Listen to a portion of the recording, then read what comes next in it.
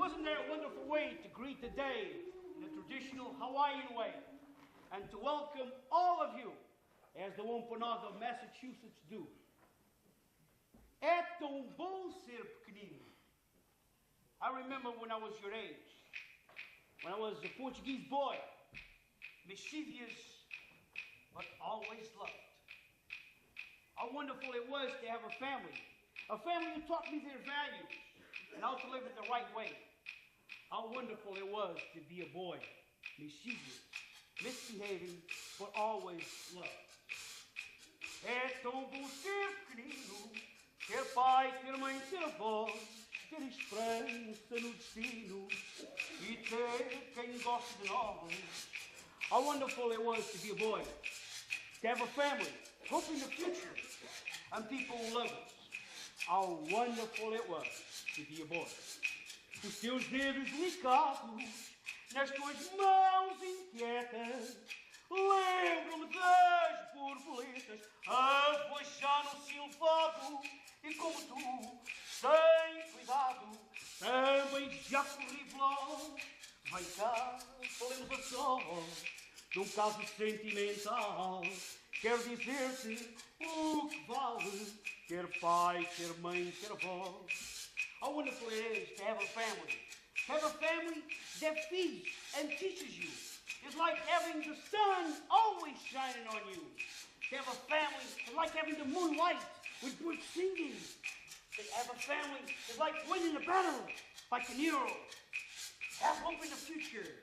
A family that gives you hope in the future. How wonderful it is to be a boy. Tu sabes o que é esperança, o sonho, a ilusão, a fé. Sabes lá o que isso é.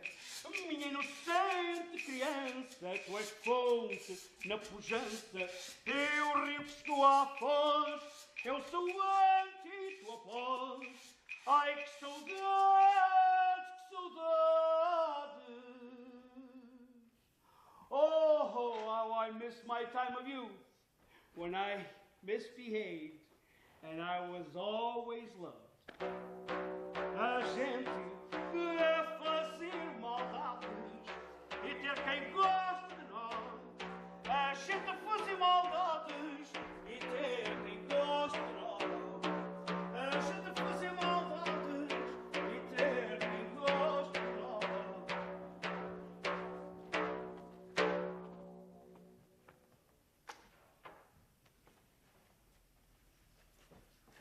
Akatamani.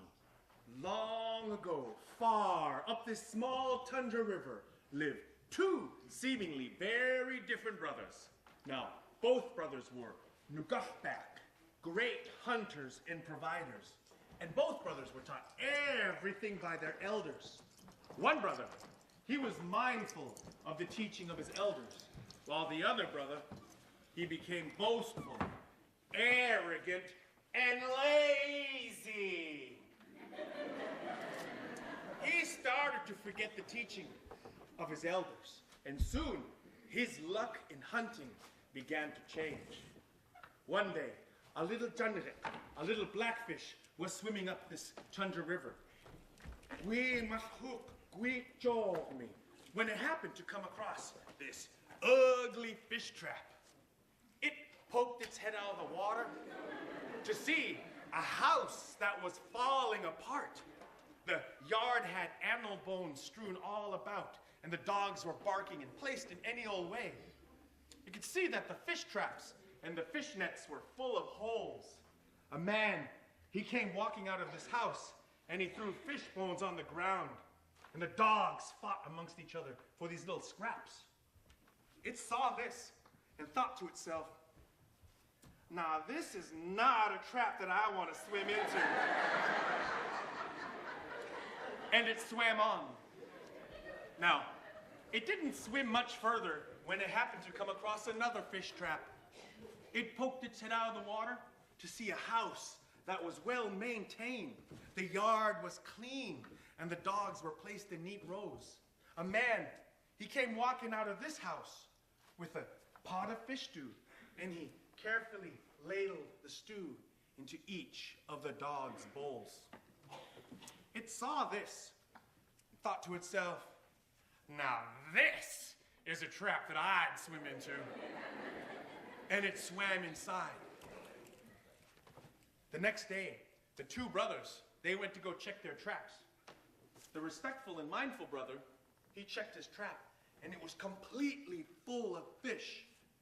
He thanked the fish for swimming inside. When he went up to his house, he didn't need to remind his wife not to waste anything and to be respectful because she already knew this. And he didn't need to remind his children because they knew this as well. You see, he had taught them just as he had been taught by his parents. Now,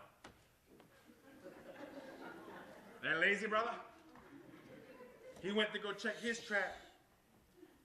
Zero. Not one single fish. Angrily, he threw the trap back into the water and kicked his way through his barking dogs. And when he went up to his wife complained that it was too cold.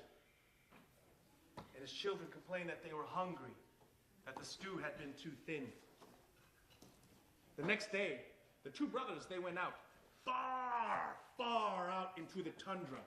And late, late that night, while the respectful brother, he lay soundly asleep. That lazy brother, he was awakened by a rustle, and he was startled to see the big, black, glossy eye of a raven staring right at him.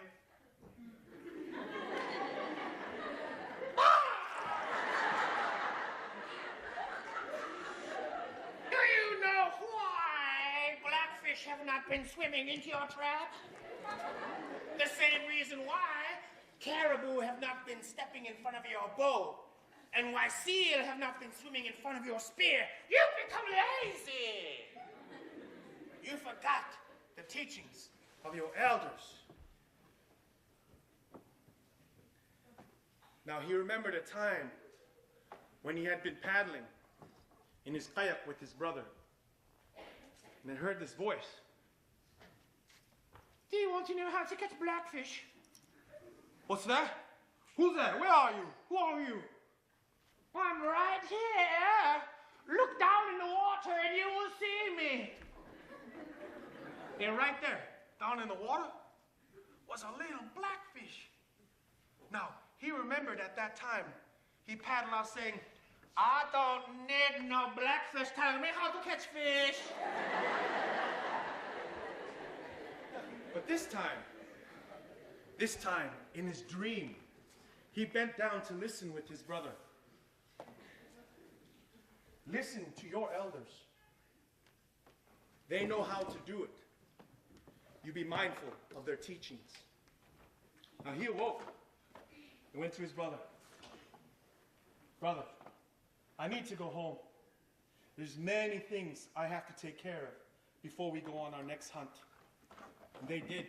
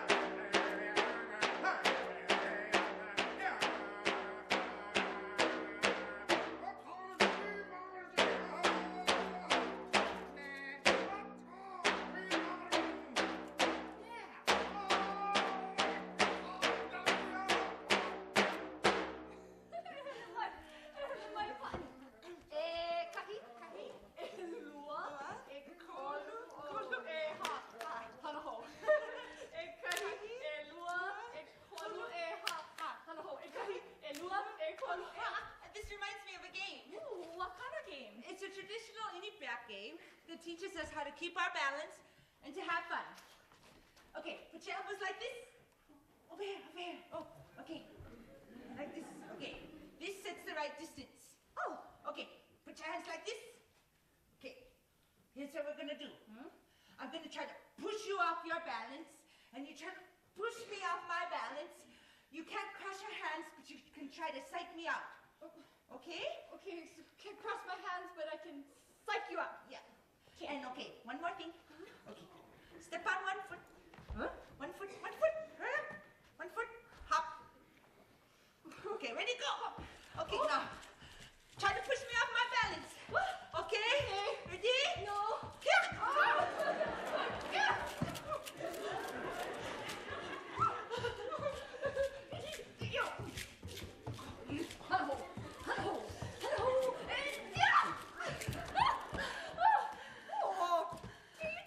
You're too strong for me.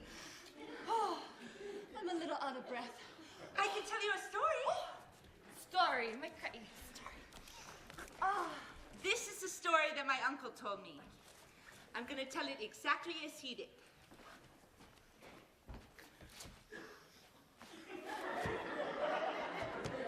Anong ma? Uminga. Hulak to ko de kak miksani. Anong nakayang niksak? Tayo kayo mon. Kisola kami evon ningmik. Tuk-tuk. My uncle, he just told me the story. He was out hunting on the ice. He came across a ridge. Now, he saw a mother polar bear and her cub. They didn't see him. So he decided to watch them for a while. See what they were going to do. That mother polar bear, she drew a line in the snow. She then went about 15, 20 feet. She started to pile up the snow into an oblong seal-like shape. Kind of looked like seal. She then went behind the line. Now, polar bears know that the only thing seal can't see is the polar bear's nose, their black nose. So they're very careful to cover it. What this mother polar bear did is she got behind the line.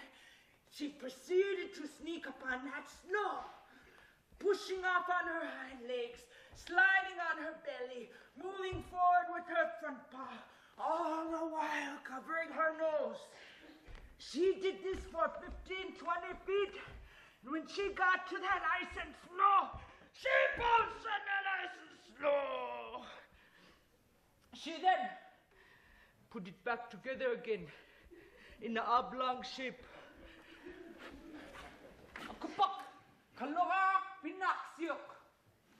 This time it was her cub's turn.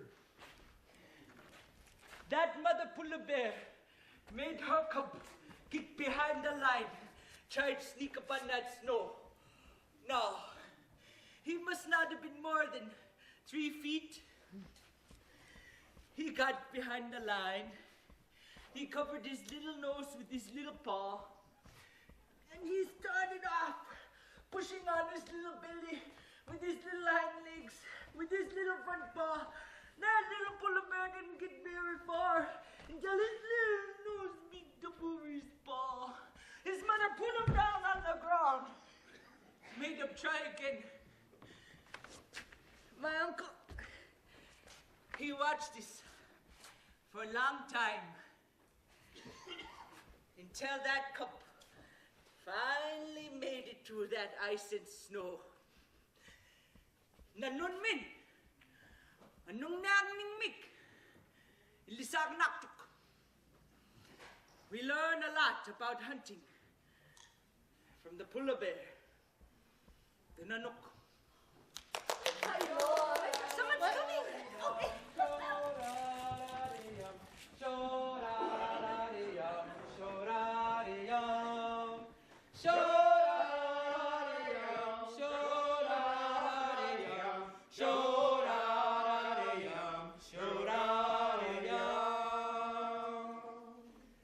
This is a Choctaw story of why the possum is ashamed of its tail. Once there was a raccoon walking along its path. The Choctaw Possum had seen him and called him over.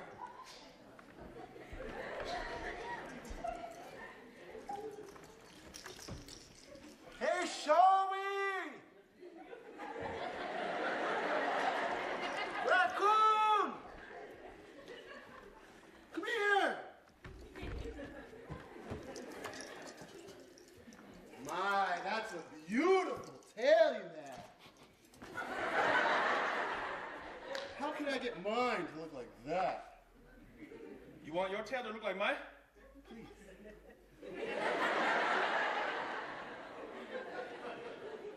Tell you what you gotta do. Get yourself some wood. Build a big fire. Get yourself some leaves. Wrap your tail with the leaves. When that fire's nice and hot, you gently place that thing in the fire. It's gonna hurt. But no matter how bad it hurts, don't you dare take it out. When it stops smoking, then you'll know it's ready.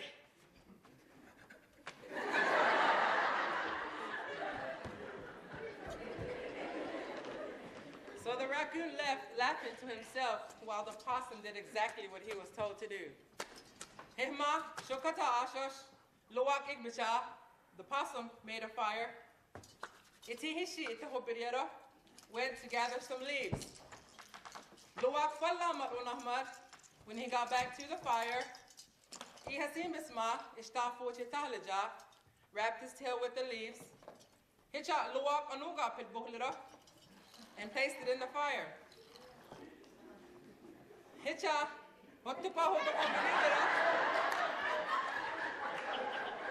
he left it in there even though it was hurting.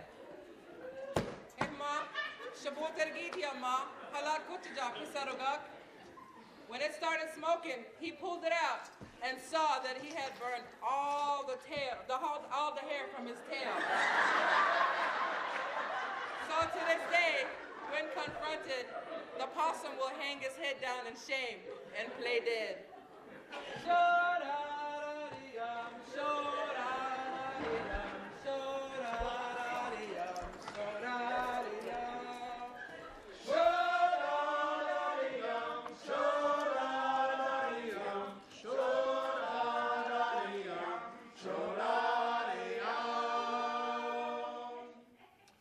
As the story continues, they say there was once a girl.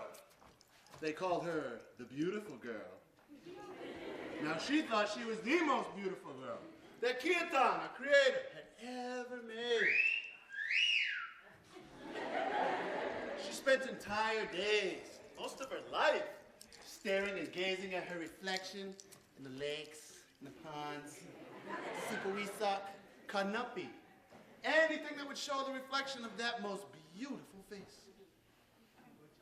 Now as time went on, Maunatu, our great spirit, who sees everything we do here in this physical world, observed her actions and realized she's wasting her entire life, admiring herself, Kisak after Kisak, day after day.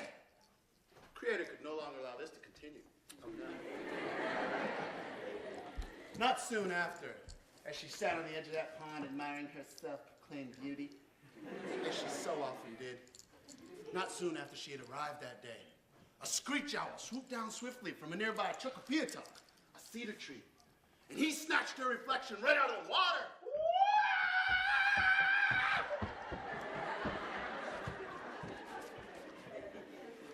Startled by this, she took a step back before continuing to admire herself. Now, once she calmed down, she returned to the edge of that pond and once again gazed upon her reflection. But when she looked in the water, no beautiful face appeared. So she sat patiently waiting for that rippled water to settle. But no matter how long she sat waiting, no reflection of that beautiful face could be seen. Oh no, it didn't. So she proceeded on to the next nearby pond, hoping that that would produce a better reflection. But once again, no reflection of that beautiful face appeared in that water either. Discouraged by this, she proceeded home to share these events with her family. stopping along the way even, attempting to see herself in every puddle. But no matter where she looked that day, the outline of her body could be seen, but no beautiful face appeared. Frightened, she then began to run the rest of her way home. She anxiously ran into her village and entered the Weetu, her lodge, to tell this story to her family. But even her family could not recognize her. No, because she no longer had a face. The Creator had taken it away, and she forever became known as the No-Face Girl.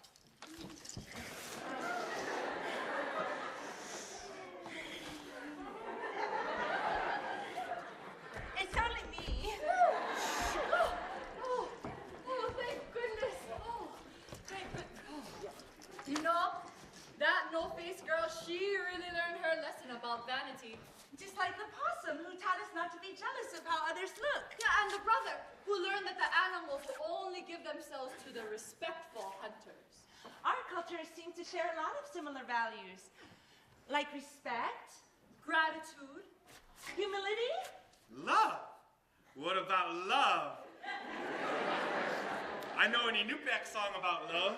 It's about two beautiful loons. And an ugly duck.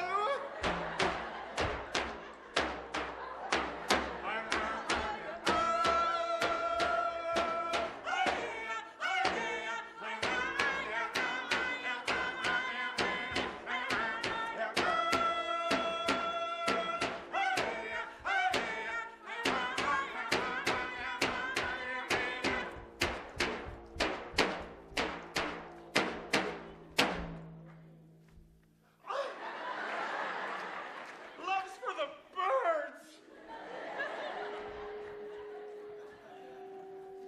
What's that sound? It sounds like an ohe hanoihu, a Hawaiian nose flute. It's used to send a message to the one you love, and its partner, the hokiokio, is used to answer. E kualoha, e pili mai. My love, let's draw close together. Let there be no words between us, only breath, only truth. E ho'alohe mai e kuipo. Listen close, my sweet. Drifting down from the mountains, the sweet song of Kanikawi. E huli mai e kuwaiwai. Search for me, my treasure.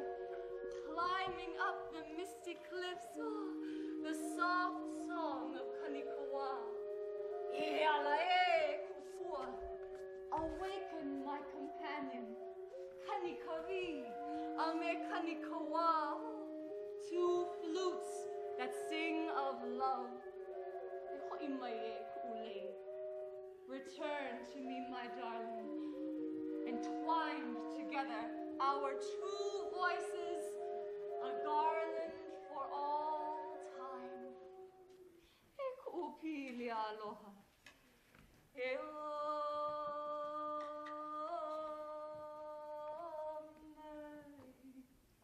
answer me, my love. Let there be no words between us. Only breath. Only truth. That was beautiful. I know a perfect dance to go with the story. Would y'all like to learn? Dance. Okay, we need partners. Boy, girl. Join pinkies. Okay, step on the beat. When you hear the high pitch, boys, swing your girls. Got it? Got it. But isn't this dance supposed to be done in a great big circle? And isn't the circle supposed to move as we're dancing? That's not a circle. So maybe if I see some hands raised in the audience of people who want to volunteer, we can have a nicer circle. Why crying? Sorry.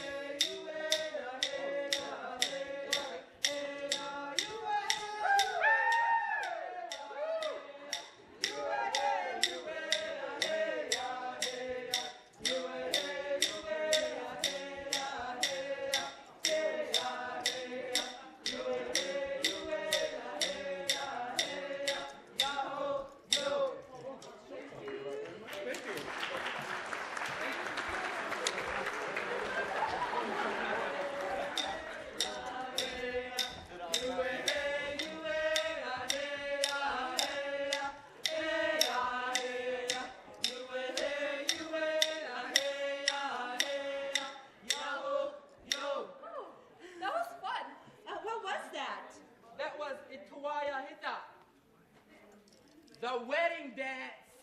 What? Yeah! Okay! Oh, que ama tem razão. Mulher toda tua mão. Apressemos a partida. Only those who love have a reason to live. Woman, give me a hand. Let your hair fly in the wind. Let's drink from the rivers and the fountains. Enjoy the greens in all the mountains. And from the top of the highest hill, let the divine light of the sun dress up our bare skin. For only those who love have a reason to live. Só quem ama tem razão. Mulher, dá-me a tua mão. Apressemos a partida. Solta os cabelos ao vento e os dois à frente do tempo. Vamos saudar esta vida. Solta os cabelos ao vento e os dois à frente do tempo. Vamos saudar esta vida. Vamos beber rios e fontes, caminhar vales e montes e sonhar ao mais profundo. Há flores à nossa espera e um canto de primavera em cada canto do mundo. Há flores à nossa espera e um canto de primavera em cada canto do mundo. E na mais alta colina, a luz do sol divina vestirá a nossa nudez. Se em amor fomos nascidos, por milagre dos sentidos, nasceremos outra vez. Se em amor fomos nascidos, por milagre dos sentidos, nasceremos outra vez. Only those who love have a reason to live. Por milagre dos sentidos, nasceremos outra vez. Por milagre dos sentidos, nasceremos outra vez. Por milagre dos sentidos, nasceremos outra vez. Ai, Kel Nani.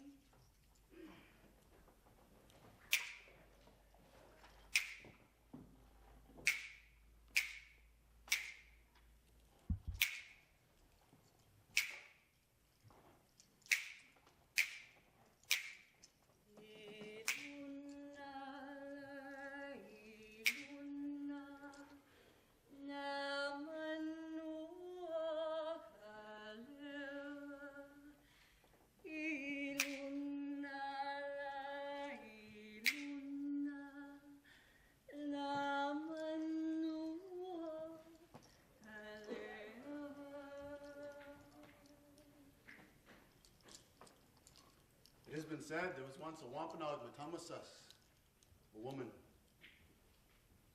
She lived in the village of Santuit, place of our chiefs. This Matamasas, she was unique in her appearance. She was not attractive, and the Nuak, the people, looked down upon her because of her looks. However, she possessed the most beautiful voice any of us could possibly imagine. However, she had no nitampak, no friends, because nobody appreciated her due to her looks. Being sad and very lonely, she would go to the shore of Santuit Pond, at the mouth of the Santuit River, where she would sit and sing to the water and the land all day long.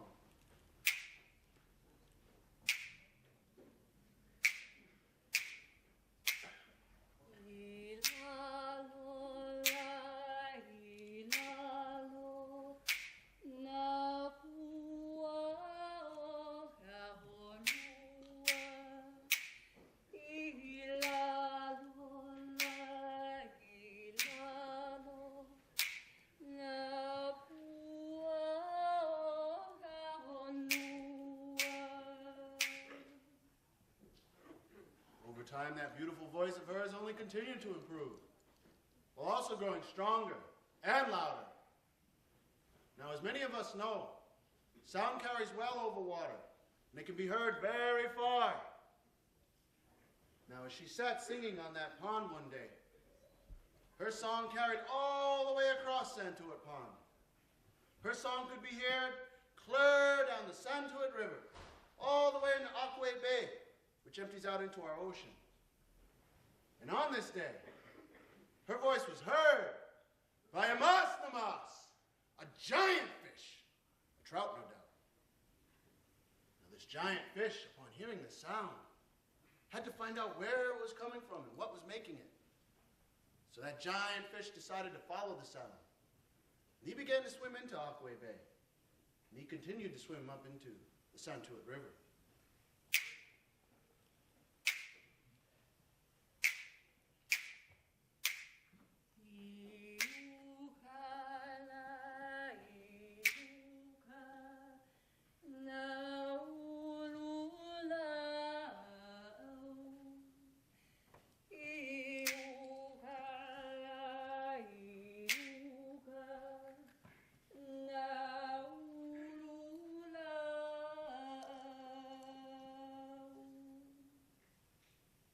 As that trout continued on his journey, the river became more shallow, making his journey more difficult.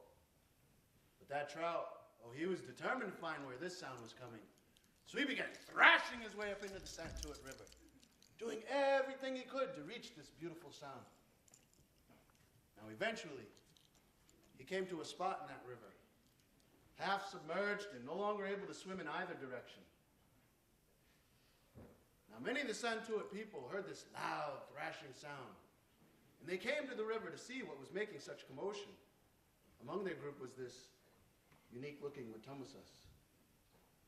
Now, when they arrived, they found that fish struggling to breathe and no longer able to swim. When she saw that sight, she decided to sing to that fish, both in honor and in sorrow, possibly in an effort to calm that fish. Now I tell you, the moment she began singing, that fish did calm down, and he became more calm as she continued.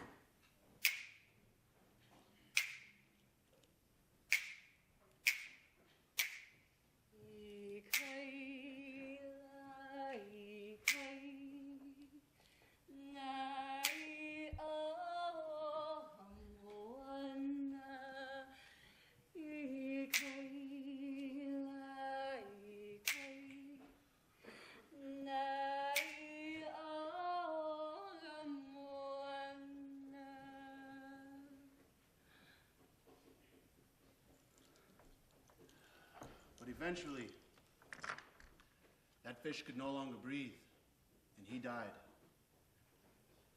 The woman at that time realized that that giant fish was the only thing in the entire world throughout her entire life that had ever appreciated her. And she too also died of a broken heart. Now the people of Santuit decided that day to bury the two together in one large grave. And I welcome all of you to come to the Wampanoag homelands of Mashpee, Massachusetts, where you too can walk along the shore of the Santuit River. And you will come to find a giant mound, which is the final resting place of that giant trout and the woman with the most beautiful voice.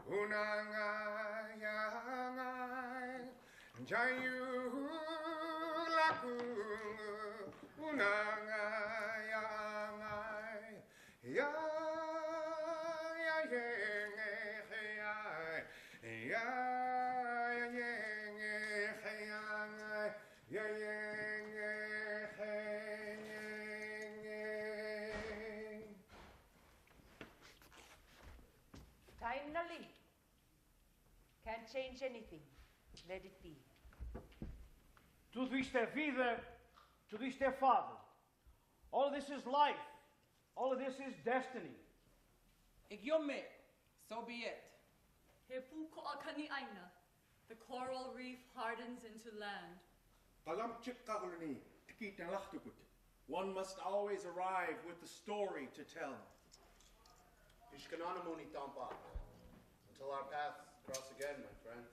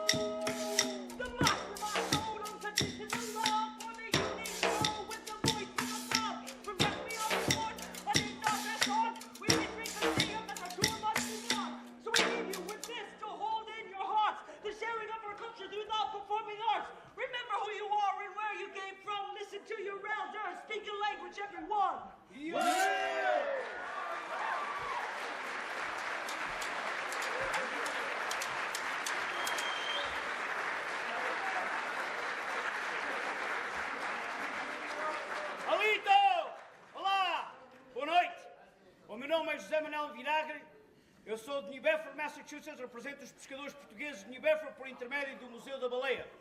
Hi, my name is Joe Vinagre. My wonderful family on this stage. I'm really proud to be part of this ECHO program. I represent the Portuguese fishermen from New Bedford, Massachusetts, through the New Bedford Whaling Museum. Thank you very much.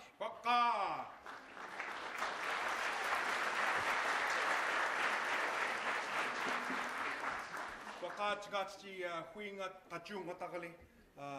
Mamtareitla kami yung atagwa mani ranko jami witachto. Hello everyone, my name is Kachung Watakali. You can also call me Steve, Steve-O, Steverino. My bureaucratic name. But I'm from a town, a small village called Bethel in southwestern Alaska, but I now live in Anchorage, Alaska, and I'm representing the Alaska Native Heritage Center.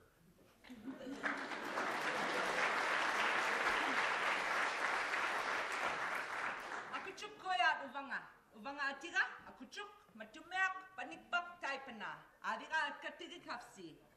Hello, my name's Allison Warden. I come from the village of Choctaw Curtis, Alaska, and I live in Anchorage, Alaska. I am very proud to represent the Inupiaq Heritage Center and the North Slope Borough.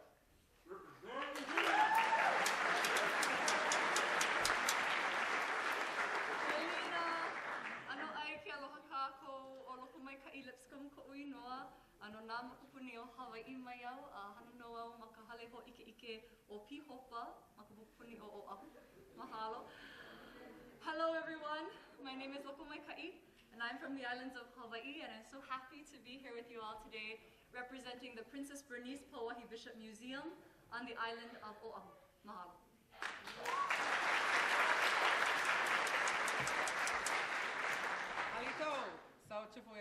Willis Jr., Mississippi Choctaw.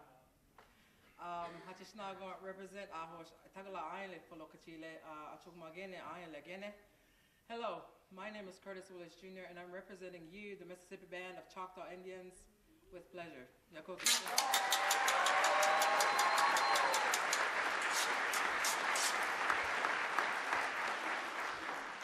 Kwe ni tampa.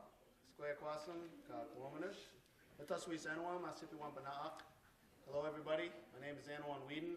I'm a member of the Mashpee Wampanoag Tribal Nation, which is located in Mashpee, Massachusetts, also found on Cape Cod. We are here on behalf of the Peabody Essex Museum, who has chosen to have us represent them during this year's Echo performance.